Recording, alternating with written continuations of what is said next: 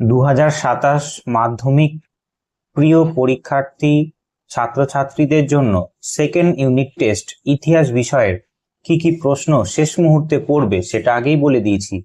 আজকে এই ভিডিওতে তোমাদের চতুর্থ অধ্যায়ের 2 নম্বরের প্রশ্ন তো বলে দিয়েছি এর আগের ভিডিওতে। এবার তোমাদের 2 নম্বরের মাত্র 6টা প্রশ্ন দিয়েছিলাম, মাত্র 6টা প্রশ্ন। ঠিক আছে, এই 6টা প্রশ্ন যদি পড়ে যাও তাহলে অবশ্যই কমন পেয়ে যাবে, নিশ্চিন্তে থাকো। আর আজকে এই ভিডিওতে দেব 4 নম্বরের প্রশ্ন, দুটো প্রশ্ন দেব, আর একটা 8 নম্বরের এমন প্রশ্ন দেব যাতে তোমরা যে প্রশ্নটা পড়লে 8 নম্বরের প্রশ্নটা পড়লে অন্তত 5টা 4 নম্বরের প্রশ্ন কভার হয়ে যাবে, এমন একটা প্রশ্ন। ঠিক আছে, তাই ভিডিওটা স্কিপ না করে উত্তর সহযোগে কি করে লিখতে হবে সেটা বুঝে নাও। দেখো, 4 নম্বরের প্রথম প্রশ্ন আছে, 1857 খ্রিস্টাব্দে মহাবিদ্রোহের সময় বাঙালি শিক্ষিত মানুষের, মধ্যবিত্ত মানুষের মনোভাব কি ছিল? এবার বাঙালি শিক্ষিত মধ্যবিত্ত মানুষ মনোভাব ছিল এই রকম যে মহাবিদ্রোহ হচ্ছে সম্পূর্ণ স্বার্থ বিদ্রোহ, অর্থাৎ যারা শুরু করেছে বিদ্রোহটা তাদের দেশপ্রেম, জাতীয়তাবোধ, ভারতকে স্বাধীন করার কোনো রকম ইচ্ছে নেই। ব্রিটিশ সরকারের বিরুদ্ধাচরণ একমাত্র করছে, তাদের স্বার্থে আঘাত লেগেছে। এই কারণে শিক্ষিত বাঙালি মানুষ তারা এই বুদ্ধিটা দিয়ে বুঝতে পেরেছিল, ঠিক আছে, এই বুদ্ধি জন্য তারা বুঝতে পেরেছিল যে টোটালি স্বার্থ বিদ্রোহ। ঠিক আছে, এখানে কোন রকম দেশপ্রেম নেই, তাই বিদ্রোহ সাপোর্ট করে কি হবে?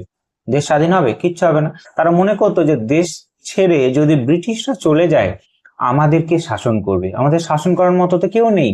আবার সেই মধ্যযুগীয় যে আইন ছিল সেগুলো ফিরে আসবে, মোগল যুগ ফিরে আসবে, ইসলাম শাসন ফিরে আসবে, যেখানে কোনো আইন কানুন নেই। এই রকম একটা ভাবনা চিন্তা তারা করেছিল। তাই তারা চেয়েছিল যে ব্রিটিশ সরকারের যে শাসন সেইটা ভালোই আমাদের জন্য। দেশে তো আইন কানুন তৈরি হয়েছে রে, ঠিক আছে, দেশে তো আইন কানুন তৈরি হয়েছে ঠিকঠাক, এইরকম ভাবনা চিন্তা ছিল। তাহলে তারা কেন সাপোর্ট করতে যাবে? তারা এইটাও মনে করতো যে বিদ্রোহ যারা করছে তারা সিপাহীরা, তারা জমিদার, তারা কোনো নিজেদের স্বার্থ আঘাত লেগেছে এই রকম কিছু ব্যক্তি, তারা বিদ্রোহ করে ভারতের ব্রিটিশ সরকারকে প্রতিরোধ জানাচ্ছে।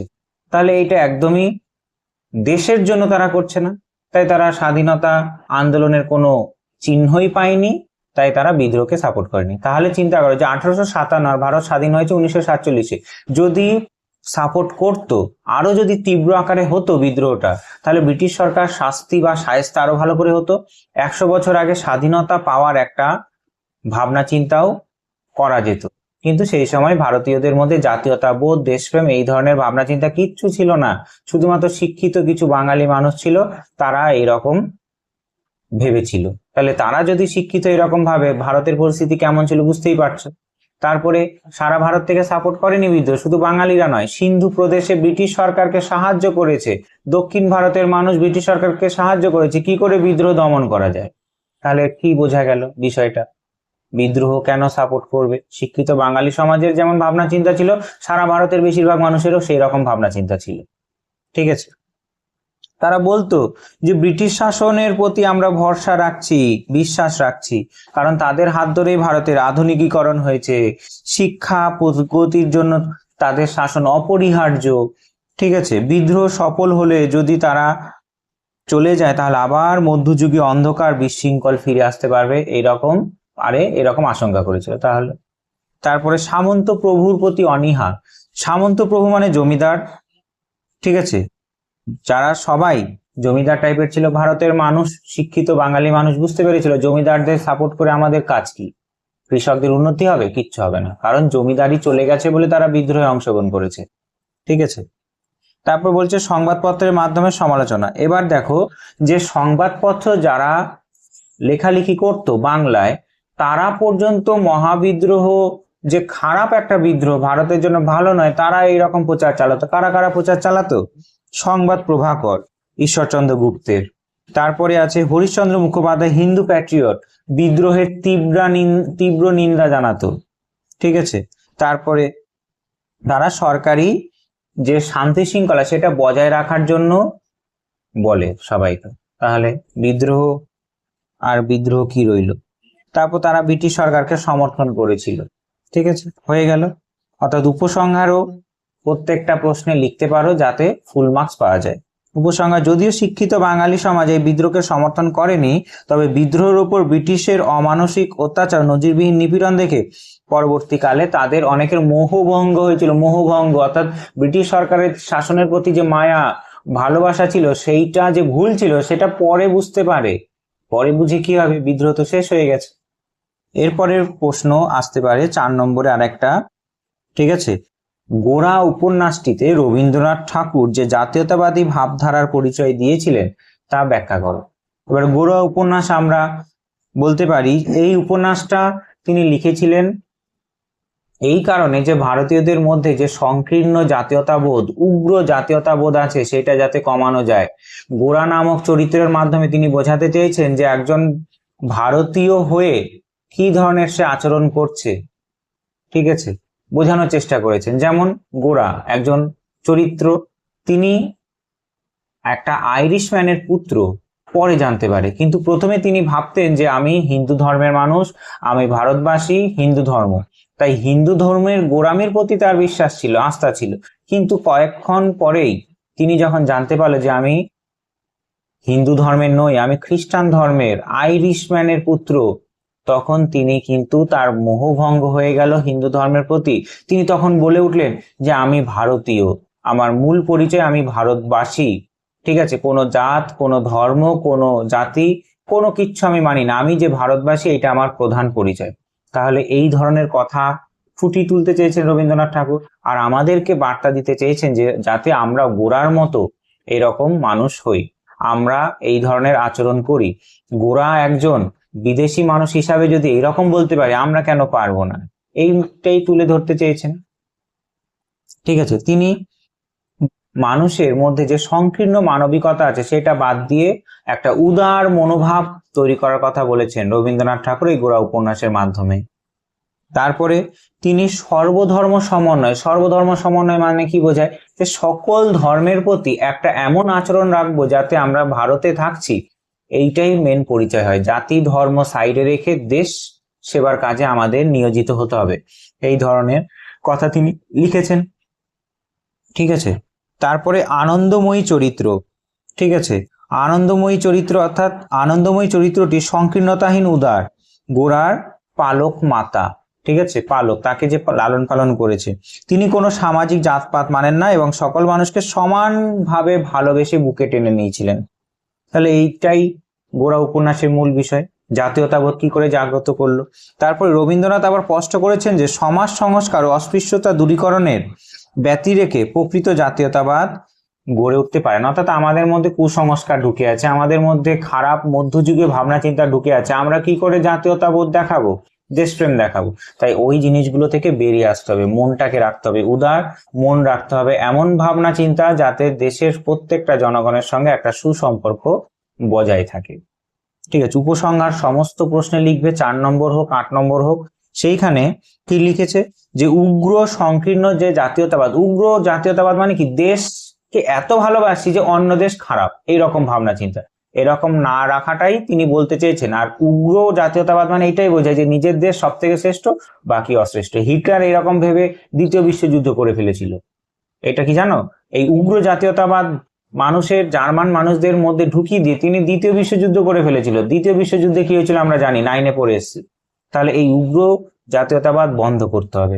প্রত্যেকটা দেশ, প্রত্যেকটা পৃথিবীর প্রত্যেকটা মানুষের জন্য আমাদের এগিয়ে আসতে হবে। ঠিক আছে, এইরকম সৌভ্রাতৃত্ব যদি দেখাতে পারি তবেই সমাজ তৈরি হবে, সমাজ ভালোভাবে চলবে। ভারতবর্ষ করো আগে, তারপর বিদেশের কথা ভাববো আমরা। স্বামী বিবেকানন্দ তিনি শিকাগো শহরে গিয়ে তিনি বলেছিলেন যে আমার সমস্ত ভাই, ঠিক আছে, ভাই বলে সম্বোধন করেছিলেন। তাহলে ভাই বলাটার মধ্যে অনেকটা আপনজনের, যে কাছে টানার মতো, আপনজনের মতো একটা শব্দ শোনায়। তাই এইটা আমাদের মাথায় রাখতে হবে। ঠিক আছে, তিনি অসাম্প্রদায়িক সমন্বয়বাদী, অসাম্প্রদায়িক, কোনো সম্প্রদায়ের নয়, জাতীয়তাবোধে উদ্বুদ্ধ এই ধরনের চরিত্রই ফুটিয়ে তুলতে চেয়েছেন গোরা উপন্যাসে। এরপরের প্রশ্ন 8 নম্বরে একটাই পড়বে ঠিক আছে, 5টা প্রশ্ন পড়া হয়ে যাবে।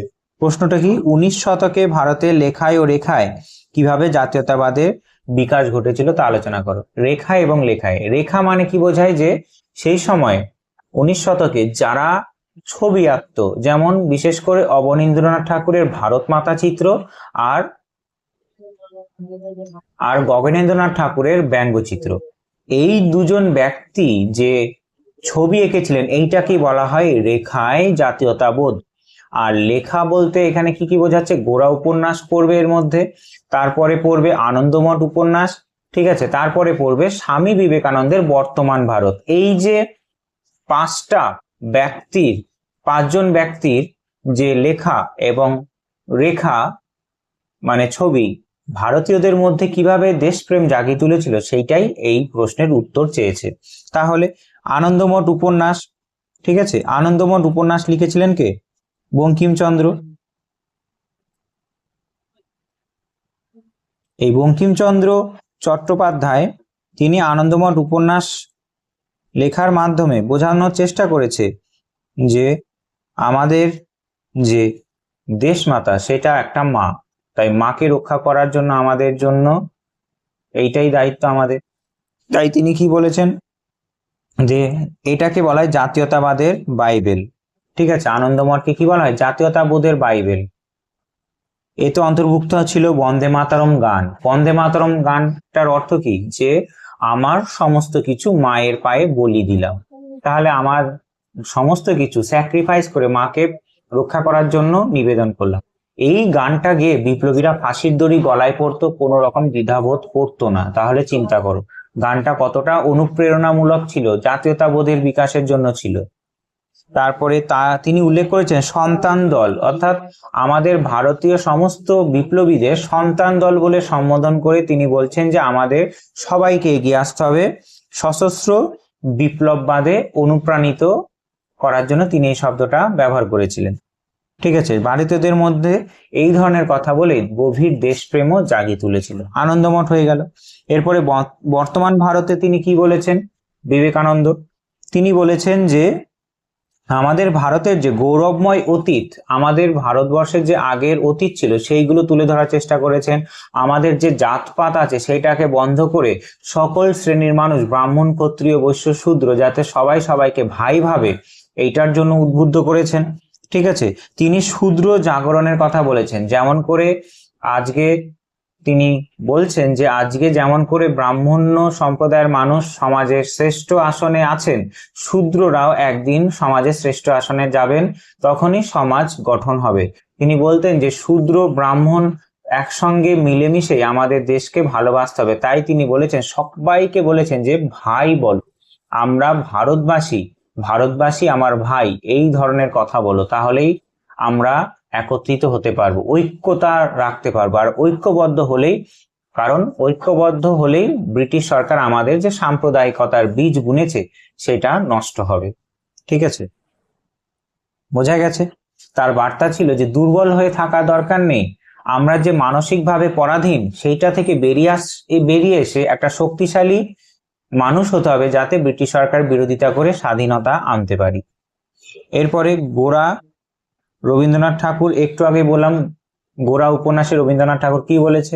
এরপর আছে অন্যান্য সাহিত্যিক অবদান, যেমন হেমাঙ্গিনী দেবী, নবীনচন্দ্র সেন, আলতাফ হোসেন আলী প্রমুখের সাহিত্য জাতীয়তাবোধের চেতনায় জোয়ার এনেছিল। এইগুলো জাস্ট নাম লিখে দিলেই হবে, না লিখলে অসুবিধা নেই। এরপরে দ্বিতীয় অংশে ছিল রেখায় জাতীয়তাবোধের বিকাশ। রেখা, আনন্দমঠ উপন্যাস। আনন্দমঠ উপন্যাসে যেমন আমরা দেখলাম যে বঙ্কিমচন্দ্র চট্টোপাধ্যায় বন্দে মাতরম গান লিখে ভারতীয়দের মধ্যে জাতীয়তাবোধ বিকাশ ঘটেছিল, তেমনি ভারত মাতা চিত্র এঁকে অবনীন্দ্রনাথ ঠাকুর ভারতীয়দের জাতীয়তাবোধ দেশপ্রেমে উদ্বুদ্ধ করার চেষ্টা করেছিলেন। কেমন করে, তিনি বললেন যে এই যে ভারত মাতা চিত্রটি দিয়ে ভারত মাতাকে উপস্থাপন করলেন মানুষের মধ্যে। তাহলে ভারত মাতাকে বা মাকে আমরা রক্ষা করার জন্য জন্ম থেকেই বলি প্রদত্ত, তেমনি ভারত মাতাকে রক্ষা করার জন্য একটা রূপ তুলে ধরেছেন ভারত মাতা। তাই আমরা দেখে সেইটার ওপর ঝাঁপিয়ে পড়ব ভারত মাতাকে রক্ষা করার জন্য। তিনি কিন্তু অবনীন্দ্রনাথ ঠাকুর তিনি কিন্তু ভারত মাতা চিত্রটা আঁকেননি, তিনি এঁকেছিলেন বঙ্গমাতা, যখন বঙ্গভঙ্গ স্বদেশী আন্দোলন চলছে। পরবর্তীকালে ভগ্নী নিবেদিতা এর রূপ দিয়েছিলেন। ভারত মাতা চিত্রের এক হাতে ছিল শ্বেত বস্ত্র, আর এক হাতে ছিল ধানের শীষ, আর এক হাতে ছিল বেদ, আর এক হাতে ছিল জপের মালা। তাহলে এই যাবতীয় বিষয়গুলো দিয়ে ভারতীয় সংস্কৃতি, ভারতীয় যে অতীত, ভারতীয় যে ভাবনা চিন্তা, সেইটা ফুটিয়ে তোলার চেষ্টা করেছিলেন। ঠিক আছে, বোঝা গেছে যে ভারত মাতার চিত্রটা কি গুরুত্বপূর্ণ ছিল। এরপরে ছিল গগনেন্দ্রনাথ ঠাকুরের ব্যঙ্গচিত্র। এই গগনেন্দ্রনাথ ঠাকুরের ব্যঙ্গচিত্র আঁকার মূল কারণই ছিল সমাজে ঘটে চলা খারাপ যে রীতিনীতি, ব্রিটিশ শাসনের প্রতি আমরা যে অন্ধ অনুগামী হয়ে গেছি, সেটা থেকে বেরিয়ে আসা, সেটা থেকে বেরিয়ে এসে দেশ সেবার কাজে নিয়োজিত হওয়া। ঠিক আছে, কোন একটা কথা যদি লেখায় প্রকাশ করা হয় সহজে বোঝা যায় না, মনে রাখবে। যদি ছবি এঁকে বোঝানো হয়, কার্টুন চিত্র এঁকে বোঝানো যায়, তাহলে সবাই বুঝে যায়। যেমন কুমিরের কান্না, কুমিরের কান্না একটা ছবি এঁকে আঁকা হলো, কুমির কান্না করছে, তার মানে কি বোঝাচ্ছে? যে সময় কান্না করার কথা ছিল না, সেই সময় ছিল, যে সময় কান্না করার কথা ছিল সেই সময় না কান্না করে পরে কান্না করছে। তাহলে কুমির এঁকে কান্নার ছবি দিয়ে মানুষকে বোঝানোর চেষ্টা করেছে যে সময় যেমন থাকবে সেই অনুযায়ী আমাদের রিয়াক্ট করতে হবে। তাহলে এইটা একটা ব্যঙ্গচিত্রর মতোই, কুমিরের কান্না। তারপরে একজন ব্রিটিশ, তার সঙ্গে একজন ভারতীয় মহিলা কি করছে? নৃত্য করছে। স্যুট বুট পরা ব্রিটিশের সঙ্গে ভারতীয় মহিলা শাড়ি পরে আবার জুতো পরে নৃত্য করছে। এটা সমালোচনা করে দেখানোর চেষ্টা করেছেন যে ভারতীয় মহিলা অনেক আছে ব্রিটিশ শাসনের প্রতি অনুগত, ব্রিটিশ শাসকদের অনেকটা আকৃষ্ট করে তাদের। তারপরে একজন খল ব্রাহ্মণের ছবি এঁকেছিলেন, যেখানে ব্রাহ্মণের কাজ পুজো অর্চনা করা, কিন্তু তিনি সেটা না করে মদ মাংস নারীতে আসক্তি। তাহলে এই ব্যঙ্গচিত্র দ্বারা ভারতীয় কালচারে ফিরে আসার কথা বলেছেন, ভারতের সমাজে যে কুসংস্কার আছে সেগুলো থেকে মুক্ত হওয়ার কথা বলেছেন, এবং ভারতের সমাজে যে খারাপ রীতিনীতি আছে সেগুলো থেকে বেরিয়ে আসার কথা বলেছেন, আর মানুষকে অবগত করার চেষ্টা করেছেন এইগুলো তোমরা করো না। এইটাই ছিল ভারত মাতা চিত্রের মূল বিষয়বস্তু, গগনেন্দ্রনাথ ঠাকুরের ব্যঙ্গচিত্রের মূল বিষয়বস্তু। ঠিক আছে, এই কটা প্রশ্ন তোমরা চতুর্থ অধ্যায় থেকে পড়ো, তারপরে বলবে যে কমন পাও কি পাও না। ঠিক আছে, দেখা হচ্ছে পরে পঞ্চম অধ্যায়ের 2 নম্বর, 4 নম্বর এবং 8 নম্বরের প্রশ্নপত্রের উত্তর নিয়ে। ঠিক আছে, প্রশ্নপত্রের গুলো বলে দিয়েছে আগে, শুধুমাত্র উত্তরগুলো আলোচনা করবো। দেখা হচ্ছে পরের ক্লাসে। জয় হিন্দ, জয় ভারত।